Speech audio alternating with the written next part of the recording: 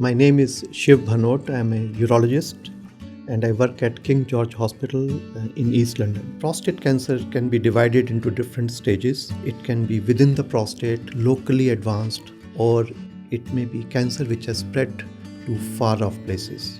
Prostate cancer to begin with is at an early stage when it is within the prostate. But sometimes the prostate may spread to the outer sheath of the prostate. We call it a capsule of the prostate, or may have involved the local lymph nodes. Then we call it locally advanced prostate cancer. Most patients with early prostate cancer will have disease which we call it low risk disease, and they may very well be suited for active monitoring. But some men would like to have surgical treatment to remove the prostate, or they may choose to have radiotherapy to burn the cancer off.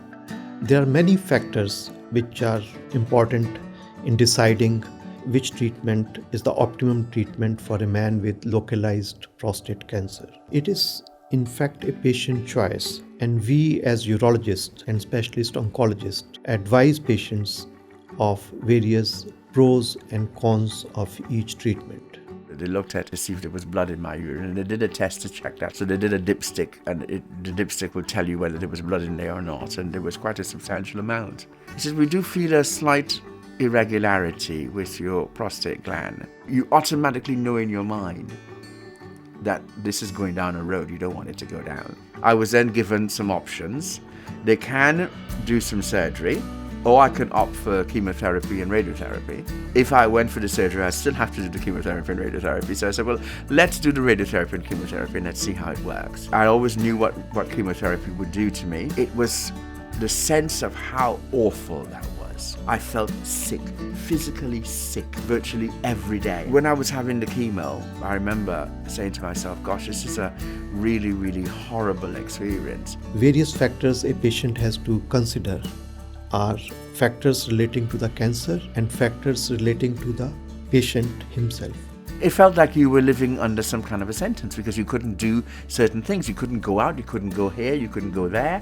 And it was a really, really hard time for me, because my life changed drastically overnight. I was a dance teacher and I was a dancer previously to that. When I was diagnosed and was treated for prostate cancer, I had to give the job up because I just could not control the way my bowels were working, and not to mention the fact that physically my limbs just didn't feel like they wanted to do what they wanted to do. So I had to change or think about changing my profession very rapidly.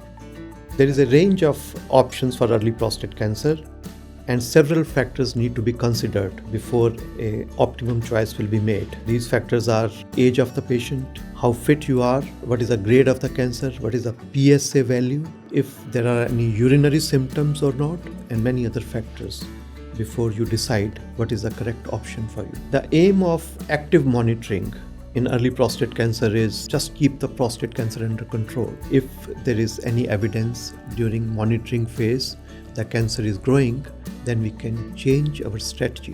The second option which we use in early prostate cancer is surgery.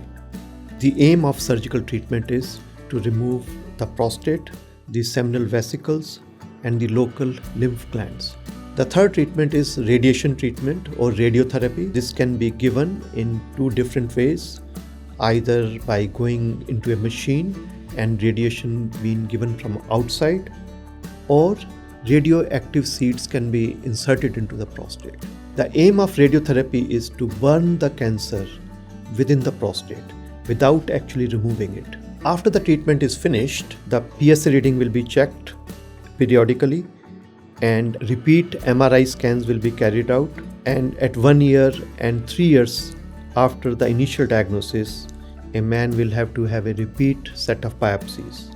If on the other hand, you have chosen to have surgery or radiotherapy, you should expect to have a 6 monthly blood test for first 5 years and then yearly PSA test. If the treatment is not successful, what happens then?